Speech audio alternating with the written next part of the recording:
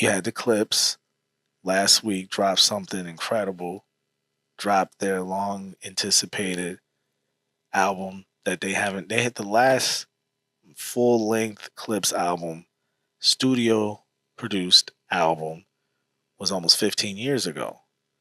And for me, like a Clipse fan, to see these guys come out, see any new music like come out from the Clipse at all is a big deal, especially if it's one of your best acts, your best one of your favorite acts. Me talking about myself. So seeing these guys come out and deliver the way they did, yo, was just impressive, yo. And it made me, as a former artist myself, it made me proud to be a fan of hip hop and be so entrenched in it since I was a young kid. Shit, I grew up. I was a fan of fucking Crisscross. You know what I'm saying? Crisscross was dope.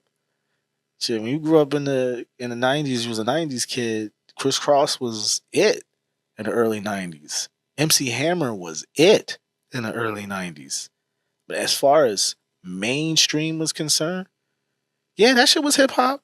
People would try to shit on MC Hammer like MC Hammer wasn't hip hop. He was. He just was more than hip hop. You know what I'm saying? So I grew up in that era, and then the era, of course, of NWA and Death Row. That's what I grew up in. Of course, Nas and Jay and Big and all of that. So that's my lineage. So these guys follow that same lineage. That's the point. They follow that same lineage. That's why they've been able to have the longevity that they've been able to have because they do it the right way. This is how you make albums. This is how albums used to be made. Classic albums used to be made this way. Time has to be put into classics. You can't just fucking microwave a classic. If you want a nice dish, you want a five-star class dish, something that can blow your socks off when you taste that motherfucker, time was put into it. In order to have that gourmet dish be the top of the top, time was put into it. And that's what you get from classics, time. And you could tell by this. They made this a year ago. A year ago. And they sat on this shit for an entire year. There was no major leaks. Credit to them in their camp and Pharrell. That's how these dudes roll. This is how music used to be made. When you put time and energy into it, and by the way, my favorite part, and one of my favorite parts about the album, other than the production, which you can tell was going to be awesome anyway, because it's Pharrell. Let God sort them out, by the way. Go get that. Don't just stream it, buy it. This is one of those that's worth buying. They not paying me a red penny, but that's how much love I have for this group. It's one of my all-time favorites. They do it right. If you want to know what hip hop, the essence is and how it should be done, just buy Let God Sort Them Out by the Clipse. Excellence right there. So I'm not giving no album review, but this shit came out this week and it's what I've been playing all week. Now, some other stuff that I've been playing, of course, I got a shout out. We talking about hip hop week. I'm about to shout out Benny the Butcher, Summertime Butch, another nice album. What you can expect from Benny the Butcher, man. I mean, Benny the Butcher is solid. I think if he had more commercial success, if he had one hit, commercial hit, and again, I don't care, and I know he probably doesn't care. He shouldn't care as a artist like he is, a type of artist he is. He shouldn't care. As long as you got your main base, your cult rabbit fans, your cult rabbit following, it'll carry you on for a lifetime. That's how all the true greats withstand the test of time, like the Clips and others like them. They have their core group that they cater to. They not making music for everybody, and they don't want everybody to like their music. They cater to their group. And that's what Benny the Butcher does. That's what all the cats from Griselda do. They cater to their core group. If you happen to fuck with they shit, then that's cool. Outside of their group, I'm talking about. Then that's cool. But other than that, bruh, this wasn't made for you anyway. That's true artistry. Making what you want to make for yourself and making music that your true followers, not even followers, but just fans, family, whatever you want to call them, making that music for them.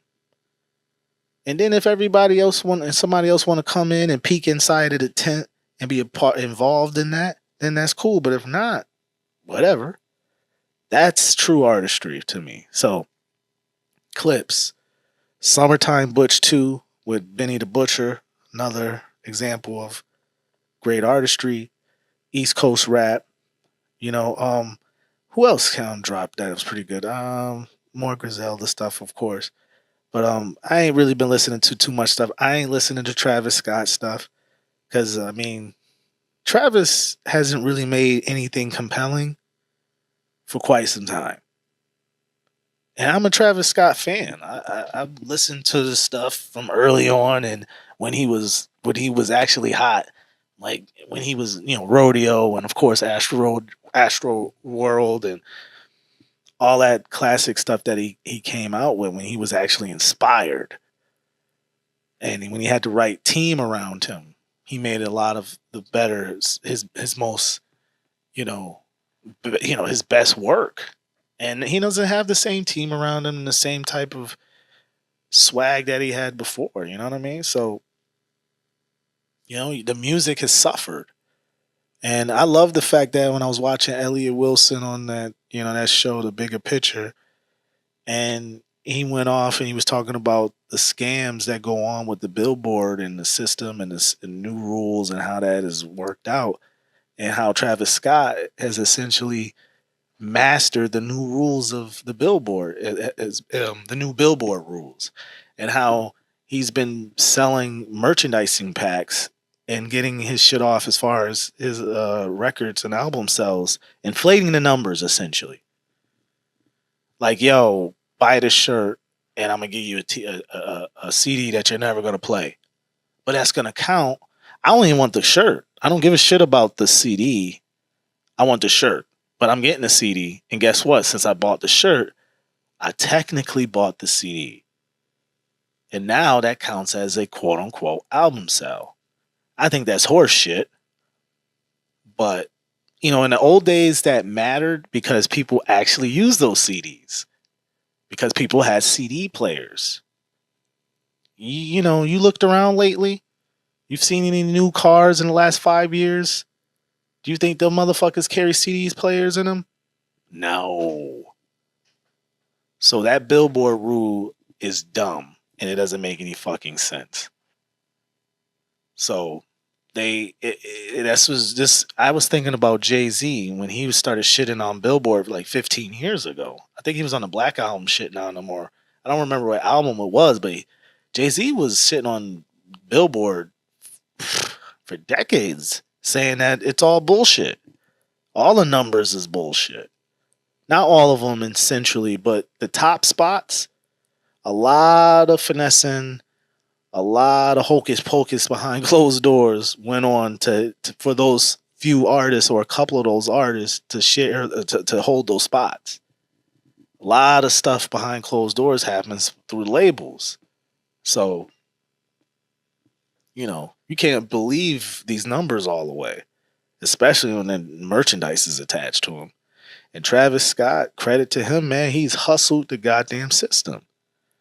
Nobody in their right minds thinks that Travis Scott sold more records than Morgan Waller, who got all the whites in the South, and Justin Bieber.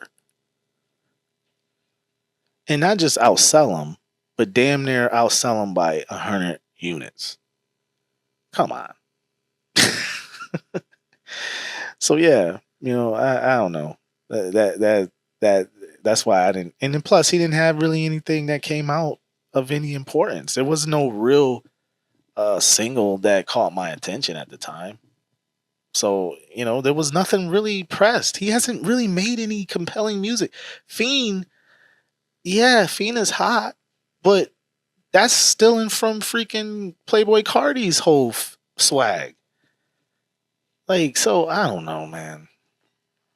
Point is, listen to who you want to listen to. Don't have Billboard dictate who's hot and who's not. So yeah, that's my hip hop week. Clipse, Benny the Butcher. That's it. That's all that matters right now, as far as albums is concerned.